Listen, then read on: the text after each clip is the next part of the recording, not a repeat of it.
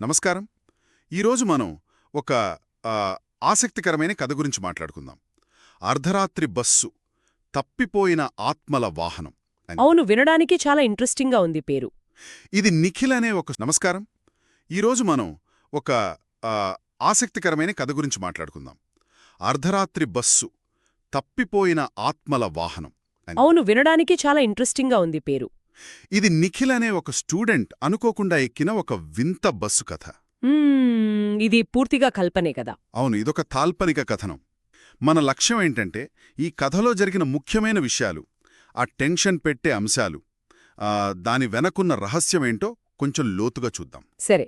కథ మొదలవడమే ఒక వర్షం రాత్రి. స్కూల్ అయిపోయాక నిఖిల్ ఒంటరిగా ఉంటాడు. అప్పుడొక పసుపు రంగు బస్సు వస్తుంది. దానిమీద రూట్ 13 మిడ్నైట్ స్పెషల్ అని రాసుంటుంది కదా. ఎగ్జాక్ట్లీ. ఇంకా విచిత్రం ఏంటంటే ఆ బస్సులో డ్రైవర్ ఉండడు. ఓ, అది చాలా వింతగా ఉందే, డ్రైవర్ లేని బస్సు. నిఖిల్కి కొంచెం డౌట్ వస్తుంది, కానీ అప్పటికే బాగా లేట్ అవడం, వర్షం, ఇంకా వేరే ఆప్షన్ లేక. అవును, పైగా ఒక రోబోటిక్ వాయిస్ ఎక్కండి, గమ్యం ఇల్లు అని చెప్తుంది కదా. అవును, ఆ వాయిస్ విని ఇంకా అయోమయంలోనే బస్ ఎక్కేస్తాడు. లోపలికి వెళ్ళాక పరిస్థితి ఎలా ఉంది? లోపల ఇంకా విచిత్రంగా ఉంటుంది. అంటే సీట్లన్నీ పాతకాలం నాటి వెల్వెట్ సీట్లు, ఇత్తడి పోల్స్, అంతా ఒక రకమైన నిశ్శబ్దం. ముఖ్యంగా ఆ ప్రయాణికులు, వాళ్ళసలు కదలరు, ముఖాలు పాలిపోయి ఉంటాయి, అందరూ పాత యూనిఫామ్లలో కనిపిస్తారు. వాళ్ళని చూస్తేనే ఏదో తేడాగా అనిపిస్తుంది. అదే టైంలో నిఖిల్ ఫోన్ కూడా పనిచేయదు. అవును, సిగ్నల్ ఉండదు, జీపీఎస్ పనిచేయదు. అంటే బయట ప్రపంచంతో కనెక్షన్ పూర్తిగా కట్టయిపోయినట్టు. ఆ ఒంటరి ఫీలింగ్లో భయం ఇంకా పెరుగుతుంది కదా. ఖచ్చితంగా. దానికి తోడు ఒక అమ్మాయి ఖాళీ కళ్లతో నిఖిల్ వైపు చూసి, నువ్వు ఎక్కకూడదు అని మెల్లగా అంటుంది. అబ్బో, అది విన్నప్పుడు నిఖిల్కి గుండె ఆగినంత పనై ఉంటుంది. నిజమే. ఆ మాట తర్వాత ఆ అమ్మాయి మళ్లీ మామూలుగా నిశ్చలంగా అయిపోతుంది. అదొక వార్నింగ్ లాంటిది. ఇక అక్కడ్నుండి బస్సు ఎటో వెళ్తుందో కూడా తెలీదు. దారులన్నీ కొత్తగా, అంతా పొగమంచు. అప్పుడే రోబోటిక్ వాయిస్ మళ్లీ వినిపిస్తోంది. తదుపరి స్టాప్ మర్చిపోయిన పాఠశాల అని. మర్చిపోయిన పాఠశాల? అదేంటి? అదే కథలో అసలైన మిస్టరీ. ఆ తర్వాత నిఖిల్ కిటికీ అద్దాలపైన మంచులో కొన్ని పేర్లు రాసి ఉండటం గమనిస్తాడు. అందులో తన పేరు కూడా ఉంటుందా? అవును, నిఖిల్ రెడ్డి అని కూడా రాసి ఉంటుంది.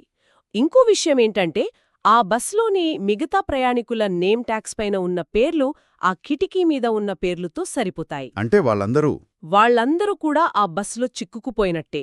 నిఖిల్ కూడా వాళ్లల్లో ఒక్కడిగా మారిపోతున్నాడనమాట. చాలా భయంకరమైన విషయం అది. అతను బయటపడటానికి ట్రై చేస్తాడు కదా. చేస్తాడు, కాని డ్రైవర్ లేడు, కంట్రోల్స్ పనిచేయవు, డోర్లు లాకైపోయుంటాయి, తప్పించుకోవడానికి వీల్లేదు. చివరికి బస్సు ఒక పాత శిథిలమైన స్కూలు ముందు ఆగుతుంది. ప్రభుత్వ పాఠశాల ఫర్ ది లాస్ట్ అని బోర్డుంటుంది. అప్పుడు స్టూడెంట్స్ అందరూ ఒకేసారి లేచి లైన్లో బయటికి వెళ్తారు. వాళ్లలో ఒక అబ్బాయి హాజరుకు ఆలస్యమవుతుందంటాడు కదా. అవును. నిఖిల్ అప్పుడు నేను ఇక్కడికి చెందినవాడిని కాదు అని అరుస్తాడు. దానికి ఆ అబ్బాయి రియాక్షన్ చాలా భయంకరంగా నవ్వి, నువ్వెక్కావ్ అంతే చాలు అంటాడు. ఆ నవ్వు చాలా ఎలా అంటే ఒళ్ళు జలధరించేలా ఉంటుంది. ఆ మాట విన్నాక నిఖిల్కి అర్థమై ఉంటుంది, ఇది మామూలు బస్సు కాదని. అవును. అప్పుడే బస్ అద్దాల్లో వాళ్ల గత జీవితాలకు సంబంధించిన ప్రతిబింబాలు చూస్తాడు.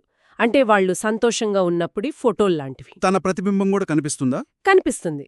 నిఖిల్ ఎప్పుడూ తీయని ఒక ఫ్యామిలీ ఫోటోలో తను నవ్వుతూ ఉన్నట్టు కనిపిస్తాడు. అప్పుడతనికి క్లియర్గా అర్థమవుతుంది. ఏమని? ఈ బస్సు దారి తప్పిన, బహుశా చనిపోయి గతాన్ని వదలలేకపోయిన ఆత్మలను వాళ్ల చివరి గమ్యానికి, అంటే ఆ మర్చిపోయిన పాఠశాలకు తీసుకువెళ్లే వాహనమని. ఓ మై గాడ్, ఇది తెలుసుకున్నాక అతనేం చేస్తాడు? వెంటనే వెనుకున్న ఎమర్జెన్సీ హ్యాచ్ చూసి దాని ద్వారా బయటికి దూకేస్తాడు. బస్సు ఆగిపోతుందా? లేదు, అది ఆగదు. నిఖిల్ దూకాక అది నెమ్మదిగా పొగమంచులోకి వెళ్ళిపోయి మాయమైపోతుంది. హమ్మయ్య, తప్పించుకున్నాడు అనుకుంటాం, కాని కథ అక్కడితో ముగియదు కదే. ముగియదు. ఇంటికి వెళ్తే కాని అస్సలు విషయం తెలియదు. అతని జేబులో ఒక పేపర్ దొరుకుతుంది. అదేంటి? అది ఒక హాజరు పట్టిక పేజీ. అందులో అతని పేరు నిఖిల్ రెడ్డి, పక్కన హాజరు అని టిక్ చేసి ఉంటుంది. అంటే అతను తప్పించుకున్నా ఆ బస్ రికార్డ్స్లో అతనింకా ఉన్నట్టేనా? ఒక రకంగా అంతే. అతను భౌతికంగా బయటపడ్డా ఆ బస్సుతో ఏదో కనెక్షన్ ఉండిపోయినట్టు. ఇంకా షాకింగ్ ఏంటంటే ఇంటికి వెళ్తే పేరెంట్స్ కంగారు పడతారు. ఎందుకు? అతను స్కూల్ నుండి గంటల ముందే వెళ్ళిపోయాడని వాళ్లకు ఫోనొచ్చిందట. అంటే ఆ మధ్యలో టైమేమైంది? అతనెక్కడున్నాడు? అంతు చిక్కని ప్రశ్నలు. అవును. కథ ఎలా ముగుస్తుందంటే, అప్పటినుండి ప్రతి రాత్రి సరిగ్గా 12:13 గంటలకు నిఖిల్కు ఆ బస్ ఇంజిన్ శబ్దం వినిపిస్తూ ఉంటుంది. వర్షం పడే రాత్రుల్లో ఆ పొగమంచు మళ్లీ వస్తూ ఉంటుంది. కథ కొనసాగుతుంది అని ముగుస్తుంది. అంటే అతని కథ ఇంకా అయిపోలేదు. కరెక్ట్.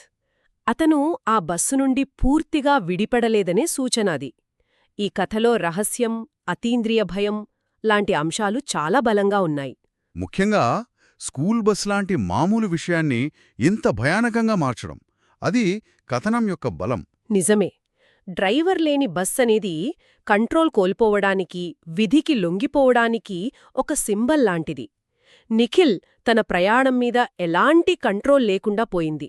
ఆ కిటికీ మీద పేర్లు, హాజరు పట్టిక, ఇవన్నీ చాలా గుర్తుండిపోయే డీటెయిల్స్ ఉత్కంఠను బాగా పెంచాయి. అవును. అవి గతం, గుర్తింపు, మనం తీసుకునే నిర్ణయాల వల్ల తప్పించుకోలేని పరిస్థితులు లాంటి థీమ్స్ని హైలైట్ చేస్తాయి. అంటే నిఖిల్ అనుభవం కేవలం ఒక పీడకల కాదు. ఆ హాజరు టిక్, ఆ వినిపించే శబ్దం అన్నీ అతను ఇంకా దాని ప్రభావంలోనే ఉన్నాడని చెప్తున్నాయా? కథ ముగింపు అదే సూచిస్తోంది. అతను భౌతికంగా బయటపడ్డా, మానసికంగానో లేక ఇంకేదో తెలియని స్థాయిలోనో అతను ఇంకా ఆ బస్తో ముడిపడి ఉండవచ్చు. మనం తీసుకున్న నిర్ణయాల పర్యవసానాలు అంత తేలికగా వదలవు అని చెప్పడం లాంటిది. నిజంగా అర్ధరాత్రి బస్సు కథ ఆలోచింపజేస్తోంది. ఆ రహస్యం అసంపూర్ణంగానే ఉంది. చివరిగా మనం ఆలోచించాల్సిందేంటంటే, ఇలాంటి కథలు మనల్ని ఎందుకు ఇంతలా వెంటాడతాయి? తెలియని దాని గురించిన మన భయమా? లేక మన రోజువారీ జీవితంలో సాధారణ ప్రదేశాల్లోనే దాగి ఉండగల ఊహించని ప్రమాదాల గురించిన ఆలోచన? మంచి ప్రశ్న. ప్రతి రాత్రి ఆ బస్సు శబ్దం వింటున్న నిఖిల్కు తర్వాత